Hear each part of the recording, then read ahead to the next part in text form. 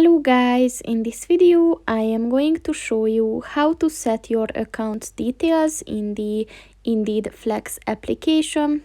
But first I just want to mention, don't forget to subscribe to my channel, because at 10,000 subscribers I am going to show you my whole YouTube revenue statistics and growth strategy, as well as how to make money online. Let's jump into it. First of all, open the application on your phone and then click on the profile button at the bottom of the page on the right, and then click on the My Settings button,